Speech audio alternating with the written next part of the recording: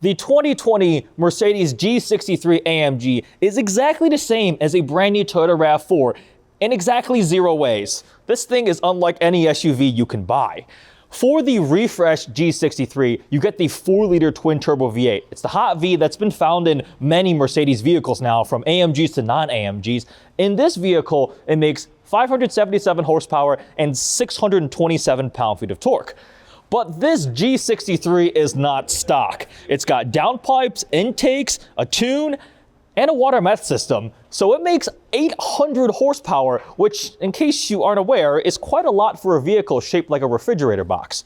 I first drove this new generation of G-Class sometime last year, and I was blown away how much better they had made it. The previous G-Wagons were always really badass. They were cool, the AMG sounded awesome, they were fast, but when you drove them, you always had this sort of terrifying feeling that it wasn't quite that stable. They made massive changes. The interior is better. The exterior has been updated while maintaining the design looks of the G-Wagon, and it drives so much better now. From a design standpoint, the G-Wagon is one of the most recognizable SUVs out there, right up there with the Jeep Wrangler, and fortunately they preserved the way it looks. You still have turn signals up top. It still, again, has the aerodynamics of a brick. AMG gets side exhaust, and it's so badass looking. Updated LED taillights, headlights, running lights. But again, the overall shape and style has maintained, which they absolutely have to. It's a very narrow and tall vehicle. The doors make very satisfying sounds when you open them and close them. The locks sound awesome.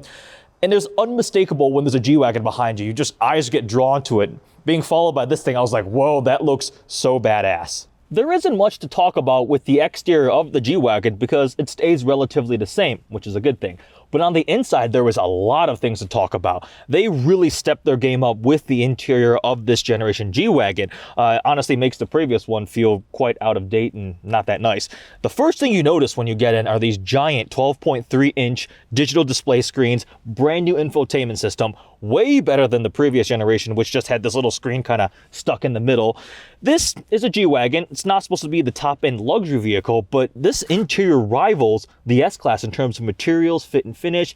It has the $7,200 interior exclusive package, which brings quilted leather seats, suede headliner, heated, cooled, massage front seats. You have 64 different color choices for your ambient lighting. The brand new steering wheel, which has these kind of swipe touch pads and scrolling buttons for controlling your infotainment. It is such a massive step over the previous generation that completely ruined. I cannot get an old one and be like, oh, this is really nice. Completely better. But since this is a 800 horsepower G63, one of the most important things is going to be how does it drive, so let's go take it for a spin.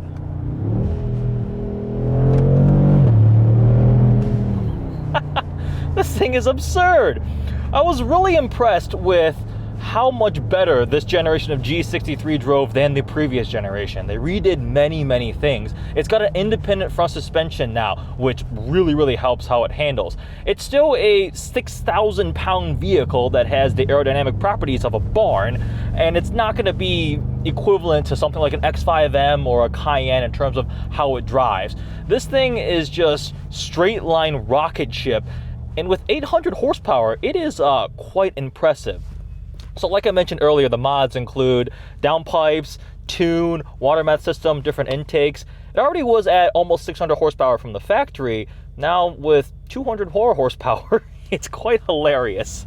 You know, G-Wagons originally were supposed to be good at off-roading, and this vehicle still technically has a lot of off-road capability. You have 3 sets of locking differentials. It has a sand, a trail, a rock mode with all the fancy electronic gizmos that would enable this thing to go off-roading. But at the same time, as the AMG model, it really also has some things that would make it not great for off-roading. Just look at the wheels and tires. Those are not off-road wheels and tires. It has side exhaust. Those hang lower. That is not good for off-roading. So the fact is, most people with these vehicles never ever will take them off-roading, as clearly shown by the fact that this one has been upgraded to 800 horsepower. In terms of driving on the road as a comfort vehicle, it still is very much a box, so some wind noise. It doesn't handle that great. It's a little bit skinny and tall, but it's such a massive improvement from the previous generation. It rides quite a bit better now. It handles quite a bit better too. The previous one, if you were taking a U-turn and you gave it too much gas, you'd be very, very worried that it would tip over. This one, again, it's not gonna handle like a sports car or anything, or even a sports sedan, but massively improved. So why do people like owning and driving G-Wagons? From an objective standpoint, it doesn't ride the best. It's not quite as comfortable as something like a GLS, not quite as spacious. It doesn't handle as well as some other of the SUVs out there. But the intangible thing that's difficult to convey is how absolutely badass you feel cruising around in a G-Wagon. It makes awesome noises, and you feel so just different sitting in the driver's seat compared to anything else, even another AMG equipped vehicle. Looking out over that hood that's very squared off, you've got those turn signals on either side. You very clearly know you're in something that's not kind of supposed to be in existence anymore.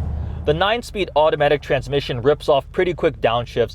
It has a default split of 60% power to the rear, adaptive dampers, all these things combined to make the G63 a bit better driving. And compared to a regular non-AMG G-Wagon, it is definitely more aggressive. It sounds so good. This thing, when it starts up, when you're revving it, it is angry. Definitely can attribute some of that to the aftermarket exhaust system that's on the vehicle right now. Water-meth system, it's kind of transparent to me right now with the full tune and everything, but it definitely feels like it has 800 horsepower. I'm pretty sure I don't have quite enough grip because it is only 40 degrees outside right now. If we talk about value, ooh, it's got the side bolsters too, like S-Class. The side bolsters hug you when you turn. I'm gonna floor it.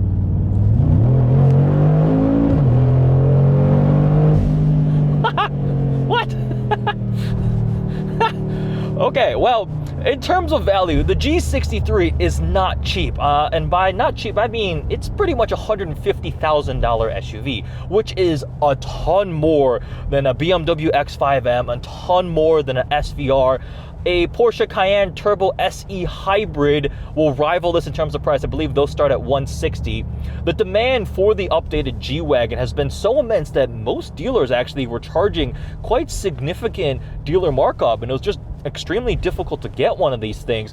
And you could tell that it's popular. I mean, it's a status symbol. It has the power to back it up. It has the completely unique design. This thing will stand out in a crowd of Cayennes and X5s and Q7s and Range Rovers. It looks badass. It sounds badass. Clearly, this 4-liter can make quite a bit of power with just essentially full bolt-ons in a tune. The new G63, without a doubt, ruins the previous generation. It makes the old one feel archaic, an ancient box that is quite unstable. This is still sort of an ancient box that's been slightly updated with independent front suspension that is marginally less unstable, but much more comfortable, much more refined. It's got like turbo blow-off valve noises, holy crap. Would I own one of these despite the insanely high price tag? If I could afford it, absolutely. When I first drove the new G63, I immediately declared that it was my second favorite SUV in the world after the Lamborghini Urus. I just really liked it so much. From a practicality standpoint, sorry, I just wanted to listen to that thing accelerate. From a practicality standpoint, there are much better luxury performance SUVs, but none of them give you the same feeling that a G-Wagon gives you. None of them look the same way that a G-Wagon looks driving down the road. 800 horsepower is quite a lot in any sort of package, and it almost feels like more of a handful when you're in something that's as high of a center of gravity as a G63 AMG. So, what is it like to drive a tuned 800 horsepower G63? Hilarious. Regular G63s are hilariously awesome. This takes it up another level. It sounds amazing. It looks amazing. Has all the new tech and luxury features you would possibly want. I mean, I've got heated massage seats up here. Can't complain about that. Make sure you guys check out the ownership interview I did with the owner of this G63. It's really cool getting to know why he chose to get one of these and why he's done what he's done to it. And he also just told me he might buy another G-Wagon, so this guy really likes G-Wagons. Make sure you guys like, comment, and subscribe. Thanks for watching.